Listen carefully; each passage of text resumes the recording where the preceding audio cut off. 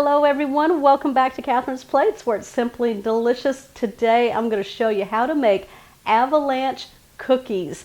These are no bake, 4 ingredient. They take about 15 minutes to kind of put them all together. Now this recipe my husband found and he wanted me to make these. They are a cross between a Rice Krispie treat and a no bake cookie kind of put together, and it looks like snow fell off a mountain into an avalanche. All right, you guys ready? Let's go ahead and put these together. All right, I'm going to show you the 4 ingredients that you need. You can easily pull these out of your pantry or easily find at a store. Rice Krispie cereal, mini marshmallows. I've got creamy peanut butter, or you can do the crunchy peanut butter. And then we have some white morsels. Y'all ready?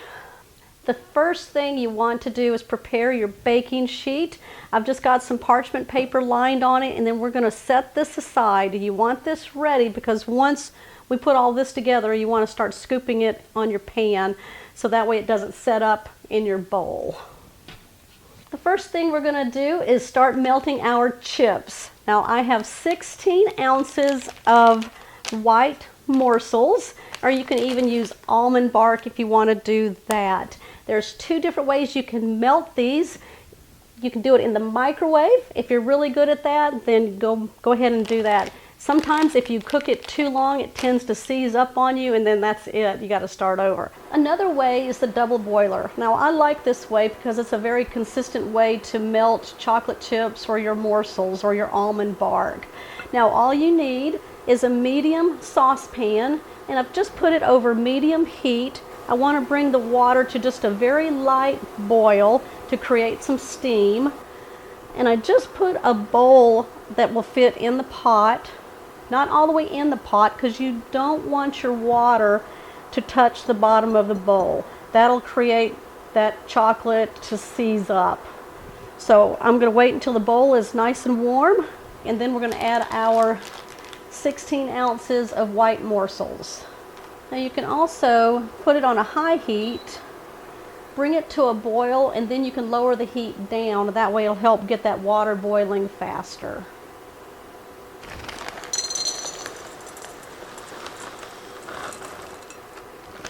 And then just take a spatula, and then what you're going to do is just move the chips around continually until they're melted. Now while the chips are melting, I'm going to go ahead and take just a large bowl. We're going to add in 2 cups of the Rice Krispie cereal.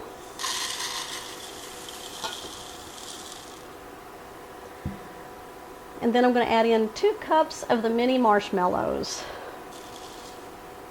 Just going to combine these.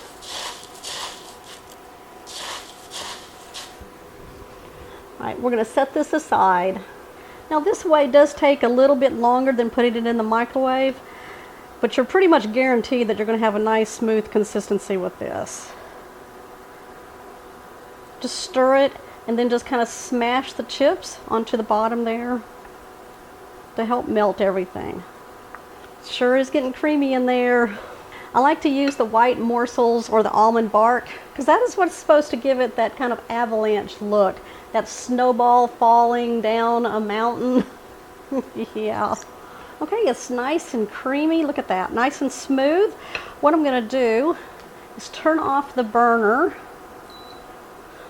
Or if you're using the microwave way, once you take it out of the microwave and you have a nice smooth consistency, you're at the step that we're at right here with the double boiler. So what I'm going to do now is take my peanut butter, and you can use all kinds of different options here. You can use the creamy, you can use the crunchy, or you can use the different flavored peanut butters. I know there's a honey one out there that's really good too. We're going to take half a cup. I'm going to put it into the melted chips. And then we're just going to stir this with a spatula until it's all combined.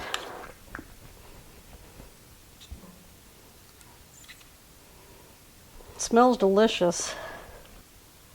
Oh, doesn't that look good? All right, we're going to bring back over here the Rice Krispies and the mini marshmallows.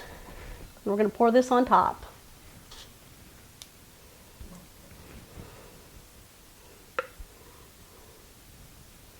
know this is going to be a finger licking bowl here. I'm going to mix this all together. Kind of fold it in. That way you don't break too many of the Rice Krispies up. Now the hot morsels will help melt those marshmallows just a little bit, which will be fun. You've got to move quick with this because it'll start setting up on you, kind of like Rice Krispies will. All right, we're going to bring our pan back over here that we've prepared with some parchment paper. I'm going to use the 2-spoon method. I'm just going to go in. Now make these the size that you want them. It's about 2 tablespoons worth right there. I'll go right here since that's where I wanted to go. And then just use the other spoon to help you guide it to your sheet pan on the parchment paper there. You can fit them as close together as you want. Just leave a little bit of space there so they can form. My husband was onto something when he wanted this recipe. It's because he likes Rice Krispies. And he likes cookies. It'll take you a couple of pans to make these, it seems like. All right, I'm going to finish up this pan here. Then I'm going to create another pan. And I'm going to come back and show you what we're going to do next. All right, that's one pan. All right, y'all let me know the different flavors of chips. Any kind of different cereal you want to use for this. What do you want to do? Okay, so this batch made almost 2 dozen using the double spoon method to put them on the pans here. Okay, what you want to do now is we want to set these up. Now you can put these on the countertop and let them set up, or you can put them in your refrigerator and set them up faster that way. So I'll be back and I'm going to show you these once they have set up, and I'm going to try one for you. Okay, they have set up. Now it just took about 30 to 40 minutes on the countertop, or in the refrigerator it sets up about 15 to 20 minutes. Either way, they both worked out really good. I tried one pan in the refrigerator and one on the countertop. I'm ready to dig in. There we go. The first thing was that crispiness of the Rice Krispies, the peanut butter, and I love the little sponginess of the marshmallows in there. I think what I would like to do is do the crunchy peanut butter to really get a cool crunch from the peanuts. This is really delicious. It sets up very well. Now you can store these in a container on your countertop for probably up to about 2 weeks. Y'all let me know what you think of my Avalanche Cookies, no bake, 4 ingredients. If my husband was here, he'd be over here trying these out for you.